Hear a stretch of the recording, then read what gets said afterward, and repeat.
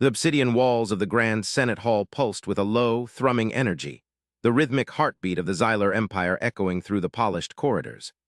Gigantic holograms flickered, displaying star charts that showcased the spiraling dance of galaxies, punctuated by the cold, precise geometries of jump points. A collective silence, thick and suffocating, hung in the air, broken only by the hiss of filtered air and the subtle crackle of the energy field that protected the Senate from the vacuum of space.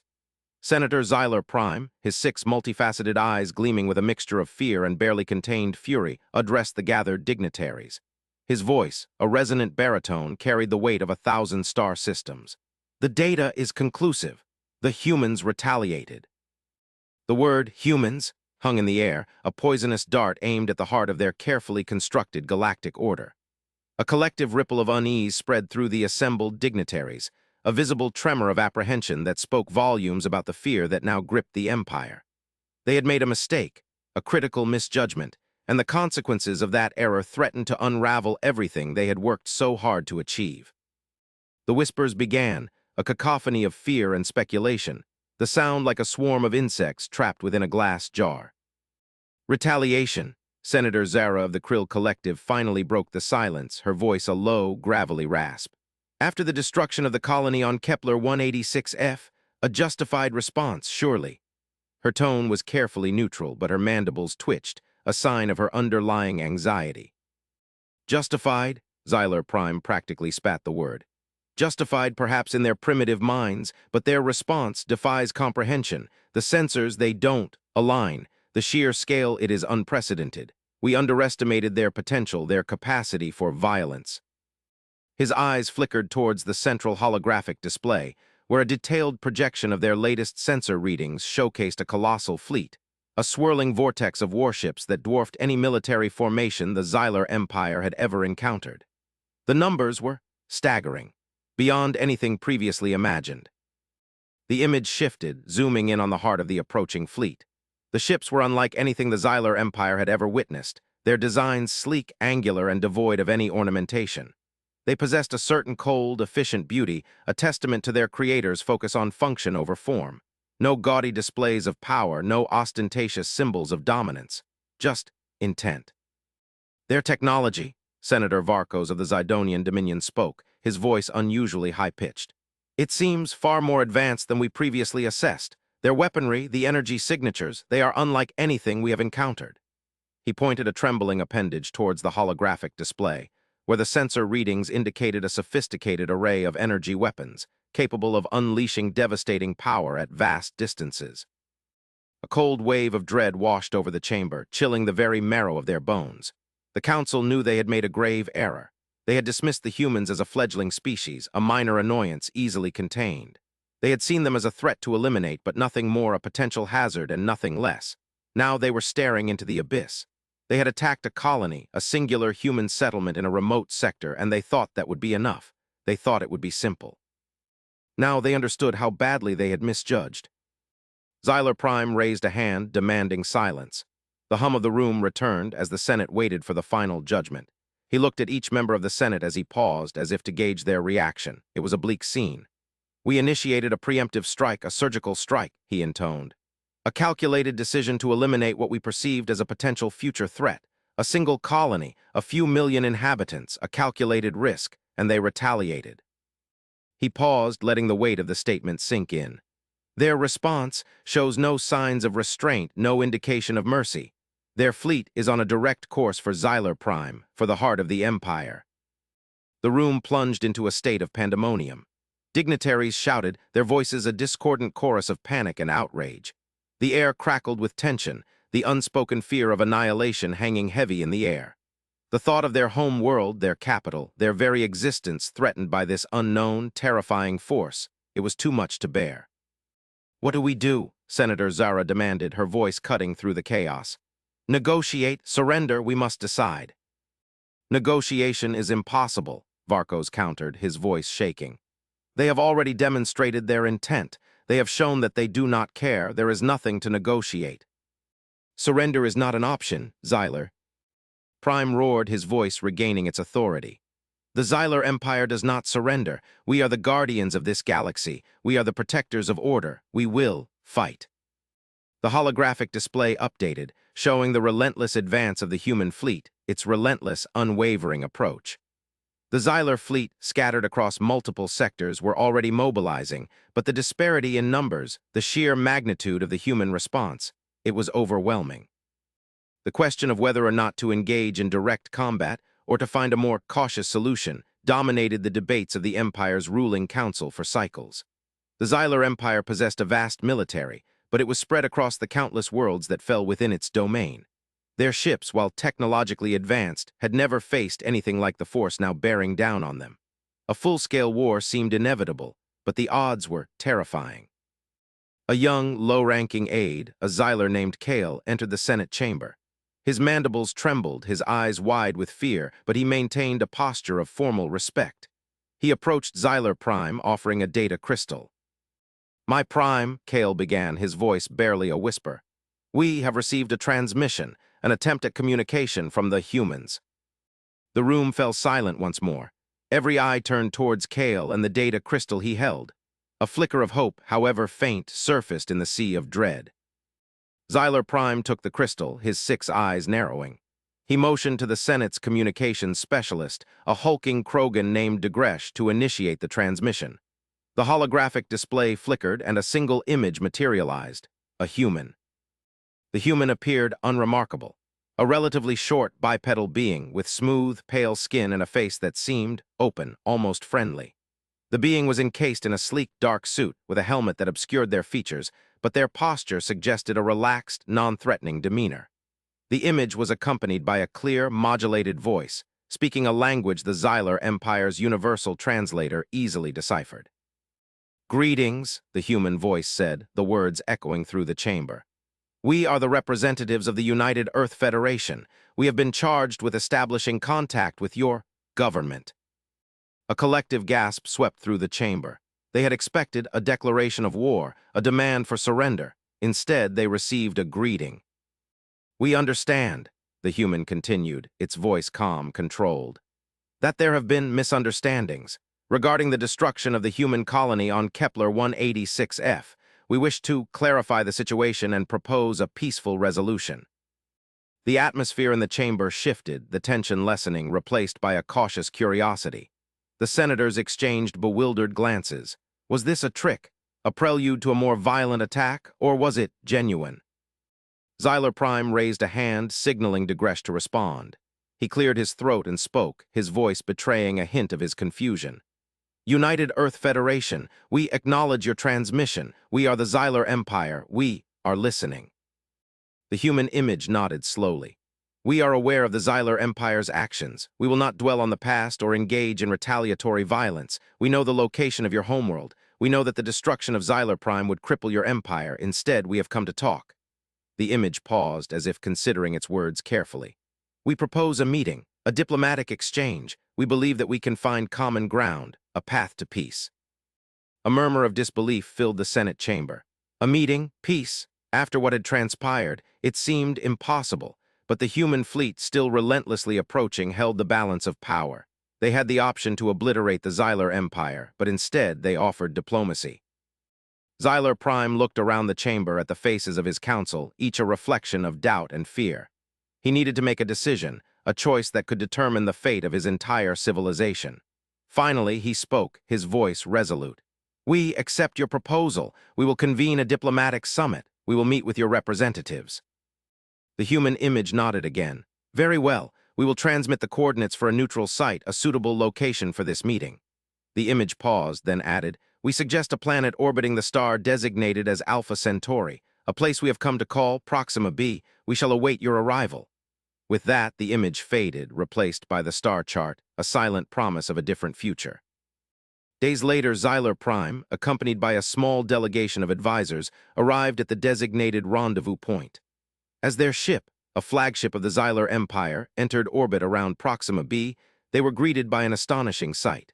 A structure unlike anything they had ever witnessed, a vast, artificial construct of polished metal and shimmering energy.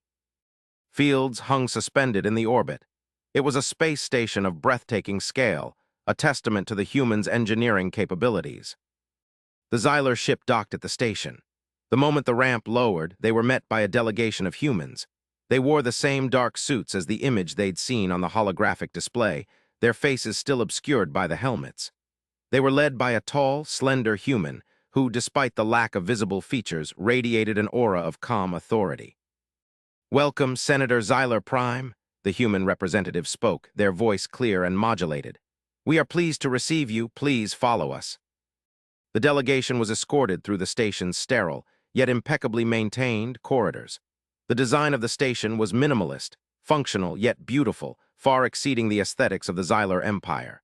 The Xyler delegation couldn't help but notice the efficiency and the advanced technology on display. The humans clearly possessed a level of technological prowess that surpassed anything they'd previously imagined. Finally, they reached a large, circular chamber. In the center, a polished table gleamed beneath the soft, ambient light. The human representatives gestured for the Xyler delegation to take their seats. Once everyone was seated, the lead human representative stepped forward. In a moment, they removed their helmet. The face they revealed was surprisingly unthreatening. They had a smooth skin, a short, dark hair, and steady, intelligent eyes. "Greetings, senators of the Xyler Empire," the human said, their voice warm and devoid of any hint of aggression. "My name is Ambassador Alyssa Ramirez. I am honored to represent the United Earth Federation in these discussions." Alyssa Ramirez's gaze met Xyler Prime's, and the Xyler senator found himself taken aback by the openness and honesty in her expression. It was a stark contrast to the suspicion and fear that permeated the Xyler Senate. "We are honored to be here, Ambassador Ramirez," Xyler Prime replied, his voice still a little hesitant. "We are here to understand and to hopefully find a path to peace." "Indeed," Ramirez said, nodding. "We, too, desire peace. But before we can begin a fruitful dialogue, we must understand why your empire deemed it necessary to destroy the human colony on Kepler 186F. We would like to know your reasoning for the attack." Xyler Prime hesitated, the weight of the Empire's actions bearing down on him. He gestured to his diplomatic advisor, a Xyler named K-Tara. K-Tara began to explain the Empire's actions. "Our intelligence gathering indicated a potential threat," K-Tara began, speaking in a low, measured tone. "We discovered that the humans, still a relatively young species, were rapidly developing technologies. Technologies we felt were destabilizing. We perceived a risk of future conflict. The destruction of the colony was intended to remove a possible future threat before it could manifest." Ramirez listened patiently, her expression never wavering. When K-Tara was finished, she simply nodded. "I see. A preemptive strike based on perceived threats. Preemptive strikes are often a sign of fear. Is that correct?" The question caught the Xyler delegation off guard. It was not the response they expected. Xyler Prime, after a moment of consideration, admitted, "The Empire was, perhaps, overly cautious. We have faced many conflicts in the past. We have learned to be wary of those we do not understand. We underestimated the potential of diplomacy." "Understood," Ramirez replied, nodding. "The fact remains that you destroyed a human settlement, resulting in the loss of countless lives. The United Earth Federation will always defend its citizens, and we will always seek justice for such atrocities. We have a clear mandate." A tense silence descended over the chamber. The Xyler delegation braced themselves for a counterattack, a demand for reparations. Instead, Ramirez leaned forward, her expression earnest. "However," Ramirez continued, her voice soft but firm, "we are also a species of hope. We believe in second chances. We believe in understanding. We are willing to forgive, if and only if we can find common ground and forge a path towards mutual respect." The words struck a chord within the Xyler delegation. The concept of forgiveness, in a galactic order defined by power and conquest, was unprecedented. Ramirez explained that humanity was aware of the Xyler Empire's intentions. They knew of the surveillance and the assessment. They knew about the fear, the desire for dominance. She paused, then continued, "We know you fear what you don't understand. We know you are concerned about our potential for conflict. We are concerned about yours, but you see, we are not so different." Ramirez motioned to a large holographic display that emerged from the wall depicting a map of the galaxy. "This galaxy is vast, unforgiving. To survive, we must evolve, not just technologically, but ethically. We must understand each other, and we must work together." The map shifted, highlighting various regions of the galaxy. We humans have also faced conflict, we have also faced fear, but we have also learned the value of cooperation, of understanding. We have developed a strong code of conduct, of ethics. We believe in the preservation of life, the pursuit of knowledge, and the freedom of all sentient beings. The display began to show footage of Earth, its diverse ecosystems, its towering cities, and its people. There were images of scientific endeavors, artistic creations, and humanitarian efforts. The Xylar delegation was captivated by the sheer variety and creativity on display. "We understand your concerns about our technological advancements," Ramirez said. "We are indeed rapidly developing new technologies, but our focus is not on destruction. Our focus is on progress, on exploring the universe, on improving the lives of all sentient beings. We believe that technology should be used for the betterment of all." She then revealed the true nature of the human fleet, which had been the source of so much fear and apprehension. Rather than a weapon of war, she showed them the technology behind it. The ships were equipped with advanced defensive systems, capable of deflecting any attack. The offensive capabilities were, in fact, severely limited. There were very few weapons. The vast fleet was not designed to dominate or destroy. It was designed for exploration.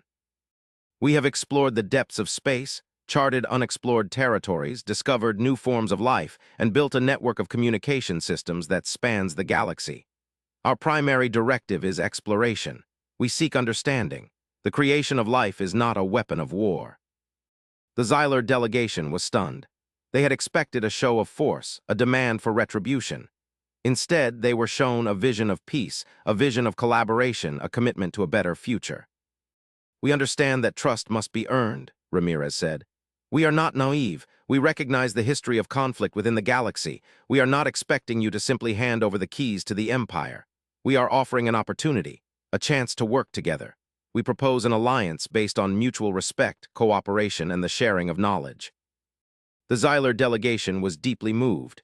Xylar Prime, after a moment of profound contemplation, asked, "What is the basis of this alliance?" "Mutual defense," Ramirez answered. "The sharing of knowledge, economic cooperation, joint exploration. We propose a council where representatives from both the Xylar Empire and the United Earth Federation can work together to address galactic challenges. We have much to offer and much to learn. We humans believe in hope. We believe in a brighter future." Ramirez then revealed the key technological revelation. The fleet, previously portrayed as a tool of war, was not designed for conquest. It was designed for communication. A vast network of data relays, capable of transmitting information across unimaginable distances, had been deployed across the galaxy. This network, they explained, was the key to unlocking a greater understanding of the universe. The revelation was met with a stunned silence. They had spent cycles fearing the destructive potential of the human fleet, focusing on their technological prowess as a weapon of war. They had been blind to the underlying purpose. They had misjudged everything. Xylar Prime took a deep breath, his 6 eyes reflecting the gravity of the moment. He looked at the other members of the delegation. He then turned back to Ramirez. "We accept your offer. We will form an alliance with the United Earth Federation." A wave of relief swept through the chamber. The tension, the fear that had permeated the room, finally began to dissipate.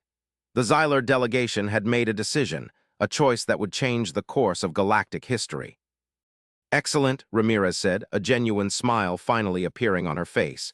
"Then let us begin. We have much work to do together." Over the next few months, the alliance was formalized, a treaty was signed, and a joint council was established. Representatives from the Xylar Empire and the United Earth Federation worked side by side, sharing knowledge, coordinating efforts, and building trust. The humans, true to their word, shared their technological advancements, including their advanced communication network. The Xylar Empire, in turn, offered its vast resources and its long experience in navigating the complex political landscape of the galaxy. The alliance was a resounding success. The two civilizations, once on the brink of war, became close allies. The Xylar Empire, freed from the fear that had once defined its existence, began to flourish. New discoveries were made, new worlds were explored, and the standard of living for both species improved dramatically. As the alliance grew, the Council decided to explore the depths of space, to look beyond the boundaries of known space. Together, they looked to the stars and focused on the future. One day, while reviewing data from a deep space exploration project, a young Xyler scientist named Zitara made a startling discovery. The data, collected from a long-range sensor array, revealed a faint signal originating from the uncharted regions of the galaxy. The signal was of unknown origin, but it had clearly been broadcasting for millennia. Zitara, her 6 eyes wide with astonishment, immediately alerted the council. The council convened in an emergency session. The tension, the fear, returned. The unknown signal represented a potentially massive threat. As the council deliberated, the signal was translated. It contained a message. The message, it turned out, was a warning about an ancient, malevolent force that lay dormant in the galactic void. The force, the message stated, was capable of devouring entire civilizations. The warning specifically mentioned the United Earth Federation and the Xyler Empire. It was a cosmic threat, a threat of unprecedented scale. The council was stunned. The warning seemed to validate all of their past fears, all of their concerns. Their alliance, they realized, had been forged just in time. The data also revealed the existence of a massive, derelict structure deep in the uncharted regions of the galaxy. The structure was of impossible scale, unlike anything the Xyler Empire or the United Earth Federation had ever encountered. It was clearly of non-local origin and was broadcasting a faint but persistent energy signature. The Council, with the Xyler Empire, the United Earth Federation, and many other allies, now faced a challenge of epic proportions. The stakes were higher than ever before. If they failed, the galaxy would be consumed. The alliance immediately began to mobilize, preparing for the looming threat. The human fleet, once feared for its potential for destruction, became the centerpiece of the defense. Humanity's communication network was utilized to coordinate efforts across vast distances. The Xyler Empire mobilized its resources, deploying fleets and coordinating with its allies. A joint task force, composed of the best and brightest minds of both species, was formed to investigate the derelict structure. The Council of the United Earth Federation and the Xyler Empire, once wary adversaries, now stood together, united in their determination to face the unknown. They had faced fear. They had overcome suspicion. And now they were ready to confront the ultimate threat. The joint task force, consisting of Xyler, human and alien scientists, engineers, and soldiers, arrived at the location of the derelict structure. The structure was a colossal, seemingly impossible megastructure.